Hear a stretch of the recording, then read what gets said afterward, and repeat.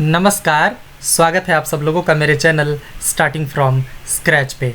आशा करता हूँ आप सब लोग बहुत अच्छे होंगे। तो आज मैं आप सब लोगों के सामने हाजिर हूँ यूपी ट्रिपल एससी पेट का 2021 में जो पेपर हुआ था, और ये 24 अगस्त को हुआ था। एक्चुअली 24 अगस्त 2021 को। तो इसके शिफ्ट 2 में जो एग्ज़ाम हुआ था उसके सॉल्यूशन को लेकर मैं आप सब लोगों के सामने हाजिर हूँ।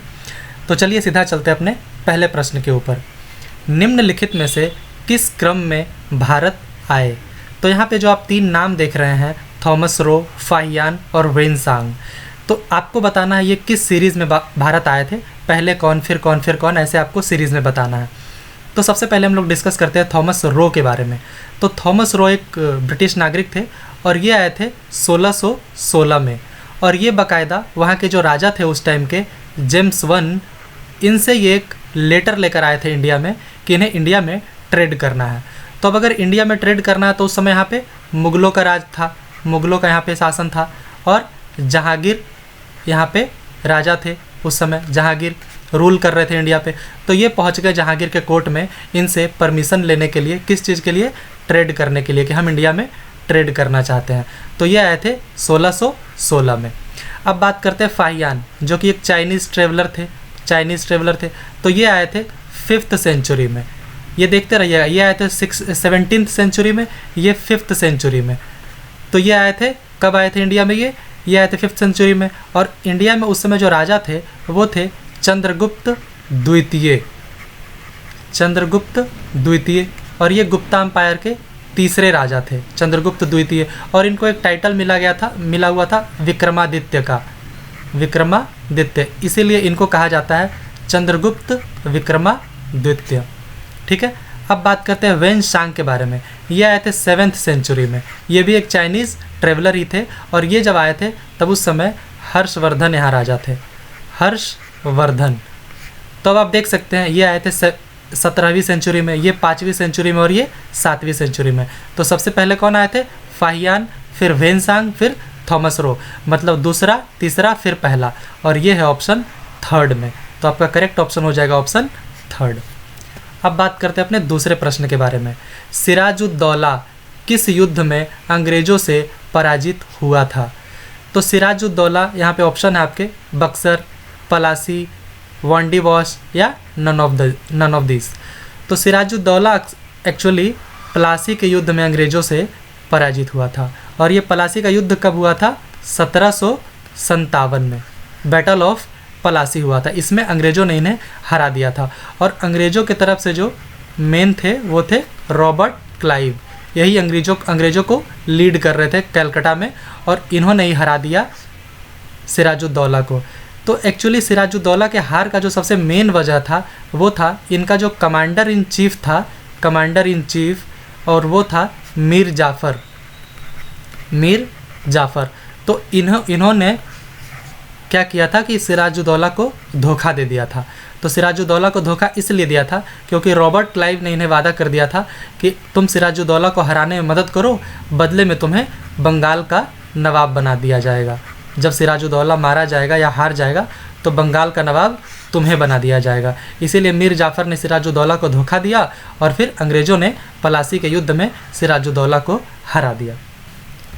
अब बात करते हैं अपने तीसरे प्रश्न के बारे में। इनमें से कौन हड़प नीति का कट्टर समर्थक था? हड़प नीति, जिसे इंग्लिश में कहते हैं डॉक्ट्राइन ऑफ लैप्स।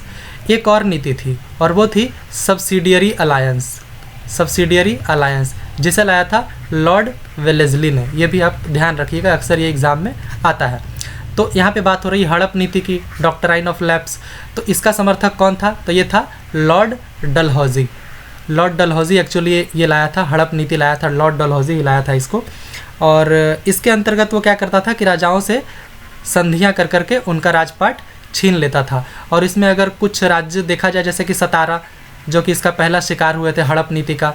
फिर उसके बाद देखा जाए तो झांसी, इसीलिए तो महारानी रानी लक्ष्मीबाई युद्ध में कूदी थी, क्योंकि उनके जो दत्तक पुत्र थे उनको राजपाट नहीं दिया जा रहा था, इसीलिए महारानी झांसी लड़ाई में कूद गई थी। फिर अगर बात करें तो उदयपुर के राजा, वो भी इस हड़प नीति का शिकार हो गए थे। तो ये लाए थे लॉर्ड डलहौजी। अब बात करते हैं चौथे प्रश्न के बारे में। भारतीय इतिहास में धनवंतरी कौन था? In Indian history who was Dhanvantari. क्या ये एक फेमस जनरल थे चंद्रगुप्त मौर्य में? नहीं, ये नहीं थे। चंद्रगुप्त मौर्य के शासनकाल में ये जनरल नहीं थे। A noted physician who adorned the court of Chandragupta Vikramaditya. ये बिल्कुल सही है, क्योंकि धनवंतरी एक फिजिशियन ही थे चंद्रगुप्त विक्रमादित्य के शासनकाल में। एक्चुअली ये चंद्रगुप्त विक्रमादित्य के शासनकाल में ही पहली बार ऐसा हुआ था। ये जो नवरत्न जो रखते हैं, तो इन्होंने ही शुरुआत किया था नवरत्नों को रखना।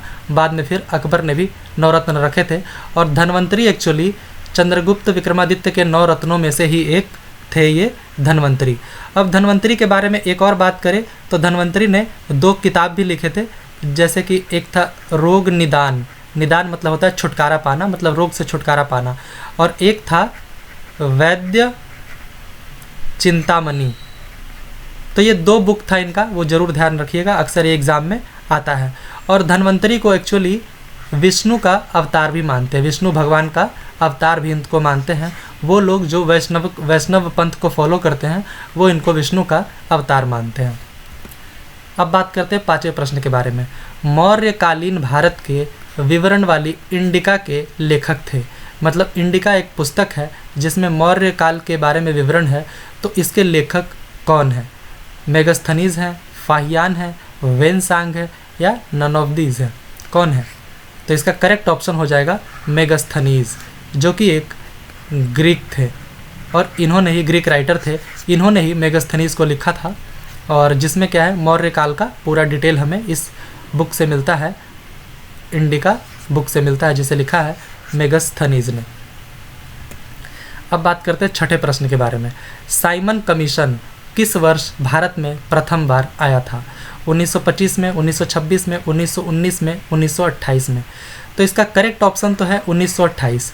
हुआ क्या था कि 1919 में मोंटफोर्ड रिफॉर्म्स आया था, मोंटफोर्ड रिफॉर्म्स आया था 1919 में। उसके बाद अंग्रेज़ों ने कहा कि इस रिफॉर्म को 10 साल हम लोग चलने देंगे, और उसके बाद फिर एक रिव्यू करेंगे कि ये रिफॉर्म ज़मीनी स्तर पे क्या बदलाव लाया। लेकिन होना जब था बदलाव, उसके पहले ही इन्होंने एक कमेटी गठन कर दी, और 1928 में उस कमीशन के 7 मेंबर इंडिया आए उसे रिव्यू करने के लिए। ये जो लागू हुआ था मोंटफोर्ड रिफॉर्म्स, इसको रिव्यू करने के लिए इंडिया आए, और इंडियंस ने इन 7 मेंबर का बहुत विरोध किया। तो एक्चुअली ये जो 7 मेंबर आए थे, उनको लीड कर रहे थे सर जॉन साइमन, इसीलिए इसका नाम पड़ा है साइमन कमीशन। तो ये जब इंडिया आए 7 मेंबर, तो इंडियंस ने देखा कि इसमें कोई इंडियन तो है ही नहीं, 7 के 7 तो आपने ब्रिटिशर्स को ही चुन लिया है। तो इसका बहुत कड़ा विरोध किया गया इंडियंस के द्वारा। तो इसके विरोध में काफ़ी लोग थे, जैसे INC, Indian National Congress, Gandhi ji, या तो बात कर ले नेहरू, या तो बात करें मुस्लिम लीग तक इसका विरोध कर रही थी कि इसमें तो कोई इंडियन है ही नहीं। लेकिन कुछ लोग इसका सपोर्ट भी कर रहे थे, जैसे कि सबसे जो फेमस नाम था BR अम्बेडकर जी, वो इसका सपोर्ट कर रहे थे साइमन कमीशन का। तो इसी में जो प्रोटेस्ट हो रहा था, इंडियंस लोग प्रोटेस्ट कर रहे थे, तो जगह जगह पे प्रोटेस्ट हो रहे थे। तो एक प्रोटेस्ट हो रहा था लाहौर में, और उस प्रोटेस्ट को लीड कर रहे थे लाला लाजपत राय जी। तो उसी प्रोटेस्ट में इनकी मृत्यु हो गई, सर पे डंडा लगने की वजह से इनकी मृत्यु हो गई। और लाला लाजपत राय को ही कहा जाता था पंजाब केसरी। तो ये याद रखिएगा, जो भी एडिशनल इन्फॉर्मेशन मैं यहाँ पे दे रहा हूँ वो आप ध्यान रखिएगा, इसमें से कोई भी इन्फॉर्मेशन आपके एग्ज़ाम में आ सकता है। 7वां, भारतीय राष्ट्रीय कांग्रेस द्वारा किस अधिवेशन में ऐतिहासिक पूर्ण स्वराज का प्रस्ताव एक्चुअली पारित किया गया? कौन से अधिवेशन में, आपको ये बताना है। तो ये एक्चुअली यहाँ पे ऑप्शंस है आपके, बॉम्बे में, लाहौर में, कराची में, या लखनऊ में। किस अधिवेशन में इसको पास किया गया था? तो इसका जो करेक्ट ऑप्शन है वो हो जाएगा ऑप्शन बी, लाहौर में पास किया गया था इसे 1929 में। ये अधिवेशन हुआ था लाहौर में, और उसी में इसको पास किया गया था 1929 में। तो जब इसको पास किया गया, तो उसके बाद फिर ये कहा गया कि एक्चुअली कुछ दिनों के बाद हम लोग 26 जनवरी 1930 को हम लोग मनाएंगे पूर्ण इंडिपेंडेंस। मतलब यहाँ पे इसका मतलब ये पूर्ण स्वराज्य, मतलब पूर्ण स्वतंत्रता, मतलब कि फुल्ली इंडिपेंडेंट। तो इन्होंने कहा था कि 26 जनवरी 1930 को हम लोग मनाएंगे इंडिपेंडेंस डे, तभी इन लोगों ने डिसाइड कर लिया था। इसीलिए जब आप देखते हैं कि हमारा संविधान बनकर तैयार हो गया था 26 नवंबर 1949 को, लेकिन लागू कब हुआ था? ये 26 जनवरी 1950 को लागू हुआ था। और इसका जो सबसे मेन वजह है वो यही है, क्योंकि 20 साल पहले इन्होंने इसी डेट को इंडिपेंडेंस डे बनाया था। इसीलिए इन लोगों का मानना था, जो संविधान सभा में लोग थे, इनका मानना था कि क्यों ना हम लोग 2 महीना रुक जाते हैं और 26 जनवरी 1950 को इसको लागू करेंगे ताकि ये इस डेट से मैच हो जाए। अब बात करते हैं 8वें प्रश्न के बारे में। मैच द फॉलोइंग आपको मिलाना है। इंडियन नेशनल आर्मी, गदर पार्टी, मित्र मेला, होम रूल लीग। तो अगर आपने मेरे प्रीवियस वीडियोस देखे हैं तो आपको पता होगा होम रूल लीग ये जो था ये स्टार्ट किया थे एनी बेसेंट ने, और एक और थे वो थे लोकमान्य तिलक। इन दोनों ने स्टार्ट किया था। दोनों का अलग अलग जगह था, एक ने मद्रास में और एक ने बेलगाम में स्टार्ट किया था। हालांकि दोनों ने ही 1916 में ही स्टार्ट किया था। अब बात करते हैं गदर पार्टी के बारे में। तो ये संस्थापक थे इसके लाला हरदयाल जी। हालांकि इसमें और भी लोग थे लाला हरदयाल जी के अलावा, जैसे कि अगर आप बात कर ले गदर पार्टी में तो वो थे सोहन सिंह भाखना थे। सोहन सिंह भाखना भी थे इसमें इनके संस्थापक। फिर इसके बाद अगर बात करें इंडियन नेशनल आर्मी तो ये हैं सुभाष चंद्र बोस। मित्र मेला की बात करें तो ये वीडी सावरकर जी। तो यही है आपके, देख लें यहाँ पे आपको पूरा पता चल जाएगा। तो जो करेक्ट ऑप्शन है वो हो जाएगा option B. 2, 1, 3, 4 Indian National Army हो गया 2, गदर पार्टी 1 और 3, ये तो दोनों का सामने सामने करेक्ट ही है। तो ऑप्शन हो जाएगा ऑप्शन बी। 9वां, निम्न में से किसने महात्मा गांधी का खिलाफत आंदोलन से जुड़ने का विरोध किया? मतलब किन्होंने महात्मा गांधी को कहा था कि आप खिलाफत आंदोलन से मत जुड़िए? खान अब्दुल गफ्फार खान, फजलुल हक, मोहम्मद अली जिन्ना या अबुल कलाम आज़ाद। तो इनमें से कौन है वो जो मना कर रहे थे महात्मा गांधी को खिलाफत आंदोलन से जुड़ने का? तो ये एक्चुअली है मोहम्मद अली जिन्ना। इन्होंने ही मना किया था महात्मा गांधी को, लेकिन फिर भी महात्मा गांधी जी नहीं माने और वो खिलाफत आंदोलन से जुड़े। और जो सबसे मेन वजह उन्होंने दी थी कि वो चाहते थे हिंदू मुस्लिम का यूनिटी, क्योंकि अगर भारत को आज़ाद कराना है तो कहीं ना कहीं हिंदू और मुस्लिम दोनों लोगों को साथ आना पड़ेगा। और चूँकि ये मुस्लिम्स का ज़्यादा था ये खिलाफत आंदोलन, तो लेकिन फिर भी वो हिंदुओं से आह्वान किया कि वो इसको सपोर्ट करें। 10वां, इनमें से कौन सा क्रांतिकारी संगठन काकोरी षड्यंत्र केस में शामिल था? गदर पार्टी थी, अनुशीलन समिति थी, अभिनव भारत ग्रुप था या हिंदुस्तान रिपब्लिकन एसोसिएशन था? तो जो करेक्ट ऑप्शन है इसका वो हो जाएगा हिंदुस्तान रिपब्लिकन एसोसिएशन। यही शामिल थी काकोरी कांड में। तो बेसिकली काकोरी क्या है ना, एक ट्रेन जा रही थी शाहजहाँपुर से लखनऊ। तो इन लोगों के पास पैसे की बहुत कमी थी, क्योंकि इनको आज़ादी की लड़ाई जारी रखनी थी, असला बारूद तो उसके लिए चाहिए था, तो पैसे की बहुत कमी थी। तो इन्होंने प्लान बनाया कि इस ट्रेन को लूट लिया जाए। तो बीच में ट्रेन जब काकोरी स्टेशन पे आई तो इन्होंने क्या किया, इनमें से एक व्यक्ति ने क्या किया, जो इसमें शामिल थे उन्होंने क्या किया, एक्चुअली उनका नाम था राजेंद्र लाहिरी। तो उन्होंने क्या किया कि ट्रेन का जो इमरजेंसी चेन होता है उसको पुल कर दिया और ट्रेन रुक गई और इन्होंने वो सारे पैसे लूट लिए। तो एक्चुअली इनका कहना था कि हम लोगों ने वही पैसे लूटे जो इंडियंस के पैसे थे और उनसे ज़बरदस्ती टैक्सेस लगाकर लिया गया था, तो हम लोगों ने सिर्फ वही पैसों को लूटा है। बाद में फिर पकड़े गए। इसमें बहुत सारे लोग थे। अगर मैं आपको कुछ नाम बताऊं तो जो सबसे मेन नाम थे वो थे राम प्रसाद बिस्मिल, अशफाकुल्ला खान, फिर अगर बात करें राजेंद्र लाहिरी, ये सब मेन नाम थे जी। इसमें से इन तीनों को ही फांसी हुई थी। इसमें चंद्रशेखर आज़ाद भी थे। इन तीनों को एक्चुअली मौत की सज़ा हो गई थी, बाकी इन लोगों को कारावास हुआ था कई सालों का। चंद्रशेखर आज़ाद एक्चुअली बच गए थे, बाकी जो 4-5 लोग थे उनको कई साल का कारावास हो गया था, कई सालों का जेल हो गया था। तो करेक्ट ऑप्शन हो जाएगा option D, Hindustan Republican association. Channel को प्लीज़ सब्सक्राइब कीजिए आप लोग। 11वां, नागार्जुन सागर बांध किस नदी पर बना हुआ है? किस नदी पर बना हुआ है? तो इसका जो ऑप्शंस है वो है गोदावरी, कृष्णा, गंगा या कावेरी। तो आपको बताना है कि ये जो नागार्जुन सागर बांध है वो किस नदी पर बना हुआ है। तो जो करेक्ट ऑप्शन है वो हो जाएगा कृष्णा नदी पर ये बना हुआ है नागार्जुन सागर बांध। और एक्चुअली ये जो बांध है ना, ये आंध्र प्रदेश और तेलंगाना का बॉर्डर डिसाइड करता है और ये कृष्णा नदी पर ये बांध बना हुआ है। 12वां, माउंट एवरेस्ट पर प्रथम बार चढ़ाई किस वर्ष की गई थी? तो माउंट एवरेस्ट पे प्रथम बार चढ़ाई 1951, 1953, 1955 या 1958। तो पहली बार चढ़ाई की गई थी 1953 में। अगर डेट आपको पूछे तो 29 मई 1953 को पहली बार चढ़ाई की गई थी। और जो 2 लोग थे जो पहली बार चढ़े थे, तो एक नाम तो आप लोग जानते ही हैं, तेंजिंग नोर्गे, जो कि हैं नेपाल के, और दूसरा जो नाम है वो है एडमंड हिलरी, जो कि हैं न्यूजीलैंड के। तो इन दोनों ने ही पहली बार माउंट एवरेस्ट की चढ़ाई की थी। और माउंट एवरेस्ट की जो हाइट है वो है 29,035 फीट। तो ये सब छोटे छोटे डिटेल्स आप ज़रूर ध्यान रखें। भरतपुर में स्थित पक्षी अभयारण्य या राष्ट्रीय उद्यान का नाम क्या है? वो जो भरतपुर में स्थित है, भेंसरोडगढ़ सेंचुरी, दर्रा सेंचुरी, कियोलाडियो घाना नेशनल पार्क या घतप्रभा सेंचुरी। तो इस चारों में आपको बताना है कि वो कौन सा सेंचुरी या नेशनल पार्क है जो भरतपुर में स्थित है। तो जो करेक्ट ऑप्शन है वो हो जाएगा ऑप्शन सी, कियोलाडियो घाना नेशनल पार्क है वो जो भरतपुर में है। भरतपुर मतलब राजस्थान में।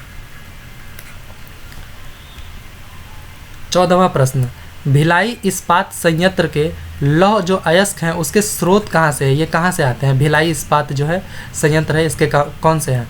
डल्ली राजहर्रा, कोरबा, उमरिया या राजनंदगांव। तो इसका जो स्रोत है आपको वो बताना है कि वो कहाँ से है। तो इसका जो स्रोत है वो है डल्ली राजहर्रा, जो कि है छत्तीसगढ़ में, छत्तीसगढ़ में ही है। 15वां, भारत में आर्थिक सुधार 1991 में जो आया था उस दौरान प्रधानमंत्री कौन थे?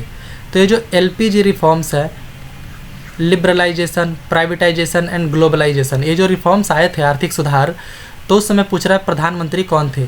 PV Narasimha Rao, Atal Bihari Vajpayee, doctor Manmohan Singh, none of this. तो अटल बिहारी वाजपेयी तो 1999 में बने थे पहली बार, या 1998 में बने थे कुछ समय के लिए। मनमोहन सिंह 2004 में बने थे, लेकिन उस समय जो प्रधानमंत्री थे वो थे नरसिम्हा राव जी। तो ये उस समय प्रधानमंत्री थे, और उस समय जो फाइनेंस मिनिस्टर थे वो थे मनमोहन सिंह जी, जो कि बाद में हमारे प्रधानमंत्री बने 2004 में। तो उस समय जो फाइनेंस मिनिस्टर थे वो थे मनमोहन सिंह जी। 16वें प्रश्न के बारे में बात करते हैं। भारत के संविधान में इनमें से क्या राज्य सूची में सम्मिलित नहीं है? तो जैसा कि हम सब लोग जानते हैं, हमारे संविधान में जो 7th शेड्यूल है, 7वीं जो अनुसूची है, उसमें 3 लिस्ट बताए गए हैं। एक है यूनियन लिस्ट, एक है स्टेट लिस्ट और एक है कंकरेंट लिस्ट। मतलब यूनियन लिस्ट में वो सब विषय हैं जिस पे सिर्फ यूनियन मतलब केंद्र कानून बना सकता है। स्टेट लिस्ट में वैसे सब्जेक्ट है जिस पे स्टेट ही कानून बना सकता है। और कंकरेंट लिस्ट में वैसे सब्जेक्ट हैं जिस पे दोनों ही कानून बना सकते हैं, यूनियन भी स्टेट भी, लेकिन उसमें से यूनियन का कानून को ज़्यादा वैल्यू दिया जाएगा। तो आपको बताना है इनमें से कौन सा ऐसा है जो राज्य सूची में सम्मिलित नहीं है। तो जैसा कि हम लोग जानते हैं, पुलिस जो है वो राज्य सूची में ही आता है। लॉ एंड ऑर्डर जो पुलिस मेंटेन करती है वो भी स्टेट लिस्ट में ही आता है। प्रिजन, ये भी स्टेट लिस्ट में ही आता है। प्रिजन भी, कि प्रिजन जो जेल होते हैं उनमें आपको क्या सुधार करना है, ये भी स्टेट लिस्ट में आता है। लेकिन ये जो क्रिमिनल प्रोसीजर कोड है ये स्टेट लिस्ट में नहीं आता है, ये आता है कंकरेंट लिस्ट में, मतलब समवर्ती सूची में। मतलब इस पर दोनों ही कानून बना सकते हैं, स्टेट और सेंटर दोनों। 17वां, इनमें से क्या भारतीय संविधान की मुख्य विशेषता नहीं है? क्वासी फेडरल, तो क्वासी फेडरल ये तो है मुख्य विशेषता। क्वासी फेडरल मतलब होता है अर्ध संघीय, क्योंकि पूर्ण रूप से संघीय नहीं है हमारा देश में जो हमारा जो संविधान है।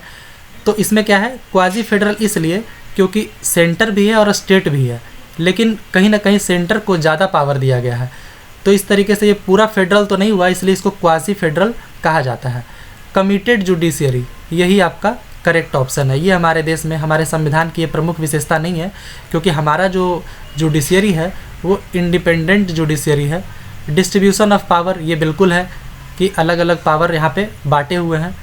और रिटन कॉन्स्टिट्यूशन हमारा संविधान जो है लिखा हुआ है, अनलाइक ब्रिटेन के जैसा नहीं, यूके का जहाँ पे संविधान लिखा हुआ नहीं है। And supremacy of the constitution, हमारा जो संविधान है वो सुप्रीम है, इसी से देश चलेगा। तो करेक्ट ऑप्शन हो जाएगा आपका ऑप्शन बी, कमिटेड जुडिशियरी। 18वां, निम्न में से क्या भारतीय नागरिकों को आर्थिक न्याय प्रदान करता है? आपको ये बताना है कि इसमें से कौन सा ऐसा है जो आर्थिक न्याय प्रदान करता है भारतीयों को। Fundamental rights fundamental duties, DPSP मतलब directive principles of state policy, या नॉन ऑफ दिस। तो जो करेक्ट ऑप्शन है वो हो जाएगा DPSP। यही है जो भारतीय नागरिकों को आर्थिक न्याय प्रदान करता है। अब अगर इसके बारे में आप थोड़ा सा डिटेल देखेंगे तो वो हो जाएगा आर्टिकल 38 में है, और आर्टिकल 38 किस में है? DPSP में है। इसमें ये कहा जाता है कि वेलफेयर ऑफ द पीपल को आप प्रमोट कीजिए, मतलब स्टेट को कहा गया है, मतलब राज्य को कहा गया है कि आप वेलफेयर ऑफ द पीपल मतलब जनता के अच्छाई को आप प्रमोट कीजिए, और साथ साथ आप इंश्योर कीजिए उनके जस्टिस को। जस्टिस किस टाइप का? सोशल, इकोनॉमिक और पॉलिटिकल जस्टिस को आप इंश्योर कीजिए कि मतलब ये जस्टिस उन सब लोगों को मिले, और साथ में इनइक्वालिटी जो है, असमानता जो है, उसको भी कम कीजिए। असमानता किस बारे में? जैसे कि इनकम के बारे में, या तो फिर आप बात कर लें फैसिलिटी के बारे में। फैसिलिटी भी सबको समान मिलना चाहिए, अपॉर्चुनिटी सबको समान मिलना चाहिए, अवसर सबको समान मिलना चाहिए, कोई भेदभाव नहीं होना चाहिए। तो ये है DPSP में है, और आर्टिकल जो है वो है 38। 19वें प्रश्न के बारे में बात करते हैं। भारतीय संविधान का कौन सा अनुच्छेद राज्य सरकार को ग्राम पंचायतों के आयोजन के लिए निर्देशित करता है? तो आपके ऑप्शन है आर्टिकल 38, आर्टिकल 40, आर्टिकल 44 या आर्टिकल 46। तो अभी पिछले ही प्रश्न में हम लोगों ने आर्टिकल 38 देखा है, तो ये तो नहीं है, तो वेलफेयर ऑफ द पीपल और साथ में आर्थिक न्याय को प्रमोट करता है, तो ये तो गलत हो जाएगा। अब आपके पास 3 ऑप्शन बचे, आर्टिकल 40, आर्टिकल 44, आर्टिकल 46। तो इससे साफ पता चल रहा है ये तीनों ही आर्टिकल हैं DPSP के, directive principles of state policy. अब जो हमारे राज्य के नीति निर्देशक सिद्धांत है वो भी 3 तरह के हैं। एक है सोशलिस्ट समाजवादी, एक है गांधीयन, और एक है लिबरल इंटेलेक्चुअल। जो हमारे पास DPSP है, राज्य के नीति निर्देशक सिद्धांत, उसको 3 हिस्सों में बांटा गया है। तो ये जो है विलेज पंचायत, ये गांधीयन है। कहीं ना कहीं गांधी जी इस टाइप का सुधार चाहते थे, और ये गांधीयन है, और वो है आर्टिकल 40। आर्टिकल 40 कहता है कि ग्राम पंचायतों का आप गठन कीजिए, और मतलब लोकल लेवल पे, मतलब सबसे नीचे के लेवल पे लोगों को पावर दीजिए। तो ये करेक्ट ऑप्शन हो जाएगा आपका ऑप्शन बी, आर्टिकल 40। अब बात करते हैं 20वें प्रश्न के बारे में। त्रिस्तरीय मतलब 3 स्तर का पंचायती राज व्यवस्था का विचार किसने रखा था? Who had proposed the idea of 3 tier panchayati raj system? Options है Balwant Rai Mehta committee, Ashok Mehta committee, royal commission, या नन ऑफ दिस। तो जो करेक्ट ऑप्शन है वो हो जाएगा option A, Balwant Rai Mehta committee जो बिठाई गई थी, इन्होंने ही त्रिस्तरीय पंचायती राज का जो सजेशन है वो दिया था। अब इसमें अगर त्रिस्तरीय की बात करें तो वो हो जाएगा सबसे लोअर लेवल पे ग्राम पंचायत, दूसरे पे हो जाएंगे पंचायत समिति, तीसरे पे हो जाएंगे जिला परिषद। तो ये 3 यही त्रिस्तरीय है जिसको बनाने का इन्होंने आइडिया दिया था बलवंत राय मेहता कमेटी ने। 21वां, बिजली का प्रवाह सर्किट में कब होता है? When a switch is opened, when a switch is closed, the switch is either opened और closed, there is no voltage. तो इसका जो करेक्ट ऑप्शन है वो हो जाएगा अ स्विच इज क्लोज्ड। 22वां, प्रतिरोध की एसआई इकाई क्या है? मतलब रेसिस्टेंस की एसआई यूनिट क्या होती है? फैराडे, ओम, वोल्ट या एम्पियर? तो जो करेक्ट ऑप्शन है वो हो जाएगा ऑप्शन बी, ओम। बहुत इजी क्वेश्चन है सब साइंस का।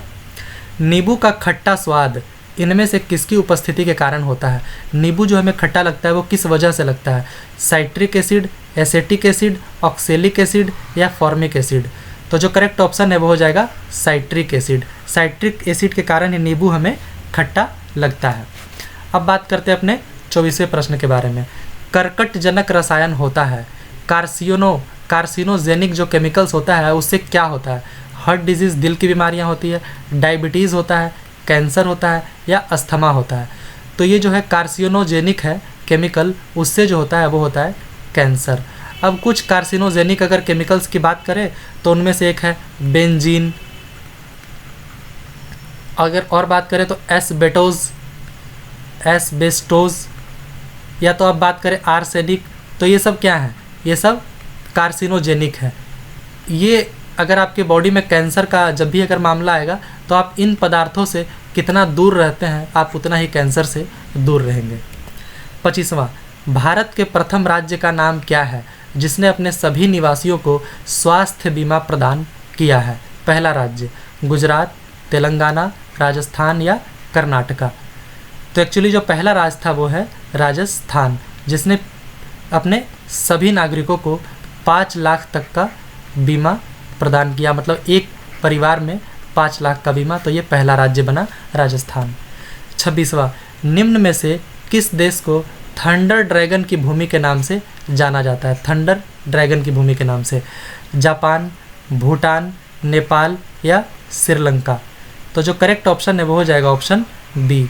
भूटान को जो है वो थंडर ड्रैगन की भूमि के नाम से जाना जाता है, इसलिए क्योंकि यहाँ पे जो एक्सट्रीम और लार्ज मतलब एकदम बड़े जो थंडर स्टॉर्म्स आते हैं उसी के कारण इसको कहा जाता है थंडर ड्रैगन। 27वां, रियाद किस देश की राजधानी है? म्यांमार, बांग्लादेश, सऊदी अरबिया या नॉन ऑफ दीज। तो जैसा कि आप जानते हैं म्यांमार का तो है नेपिडॉ, बांग्लादेश का है ढाका और सऊदी अरबिया का है रियाद। तो जो करेक्ट ऑप्शन है वो हो जाएगा ऑप्शन सी। 28वां, क्षेत्रफल की दृष्टि से मतलब एरिया वाइज भारत का निम्न में से कौन सा राज्य सबसे छोटा है? सिक्किम, गोवा, मेघालय या मिजोरम। तो अगर एरिया वाइज बात करें तो सबसे छोटा है गोवा, और जो सबसे बड़ा है एरिया वाइज वो है राजस्थान। अगर पॉपुलेशन वाइज बात करें तो वो है यूपी। 29वां, राज्यसभा के चुने हुए सदस्यों का कार्यकाल कितने वर्ष होता है? तो राज्यसभा में जो मेंबर्स आते हैं उनका कार्यकाल होता है 6 सालों का। लोकसभा का होता है 5 साल, 5 years.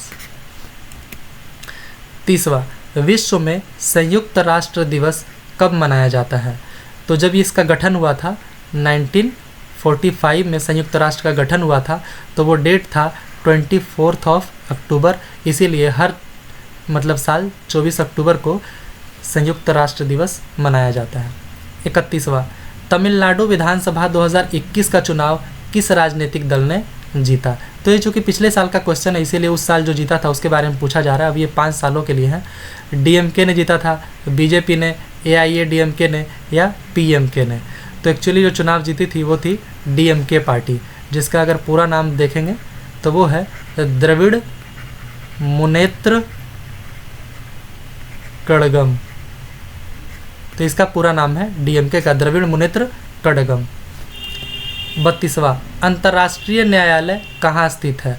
The international court of justice is located at Geneva, the Hague, Amsterdam या वियना। तो जो करेक्ट ऑप्शन है वो हो जाएगा द हेग, जो कि है नीदरलैंड्स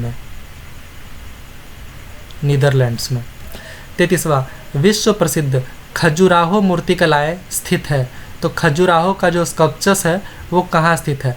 गुजरात में, मध्य प्रदेश में, उड़ीसा में या महाराष्ट्र में।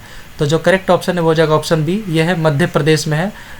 मूर्तिकलाएं जो है इस खजुराहो की वो है मध्य प्रदेश में, और अजंता एलोरा की जो गुफाएं हैं वो है महाराष्ट्र में। 34वां, कौन से राज्य सरकार के मुख्यमंत्री दलित सशक्तिकरण योजना को लागू किए हैं? तेलंगाना, आंध्र प्रदेश, तमिलनाडु या बिहार। तो ये आपको बताना है कौन से राज्य में ये लागू किए गए हैं, कौन से राज्य के मुख्यमंत्री ने किया है।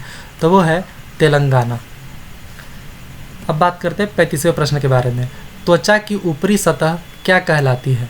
Upper layer of the skin को क्या कहते हैं? एंडोडर्मिस, एपिडर्मिस, डर्मिस या स्पेशल डर्मिस। तो जो त्वचा की सबसे अपर लेयर होती है उसे कहते हैं एपिडर्मिस। 35 का हो जाएगा बी। अब आते हैं अगले में, अर्जुन पुरस्कार किस लिए दिया जाता है? Arjuna award is given for, emergency में अगर आप एक्सेप्शनल सर्विस देते हैं उसके लिए नहीं, ये गलत हो जाएगा। ब्रेवरी ऑन बैटलफील्ड, लड़ाई के मैदान से इसका कोई संपर्क ही नहीं है। सोशल सर्विस से भी इसका कोई संपर्क नहीं है। तो ये दिया जाता है आउटस्टैंडिंग परफॉर्मेंस इन स्पोर्ट्स, कोई से भी स्पोर्ट्स में अगर आप बहुत अच्छा परफॉर्म करते हैं तब आपको अर्जुना अवार्ड दिया जाता है। और ये जो अर्जुना अवार्ड में है ये जो है इस सेकेंड हाईएस्ट स्पोर्टिंग ऑनर है। पहला जो है वो है मेजर ध्यानचंद खेल रत्न अवार्ड। खेल रत्न अवार्ड। ये सबसे टॉप का जो अवार्ड होता है स्पोर्ट्स में वो यही है। दूसरे नंबर पे है अर्जुना अवार्ड। अब बात करते हैं 37वें प्रश्न के बारे में। निम्न में से कौन सी एक हरित गृह गैस नहीं है? कौन सी है जो ग्रीन हाउस गैस नहीं है? मीथेन ये ग्रीन हाउस गैस ही है। कार्बन डाइऑक्साइड भी है, CFC भी है, क्लोरोफ्लोरोकार्बन।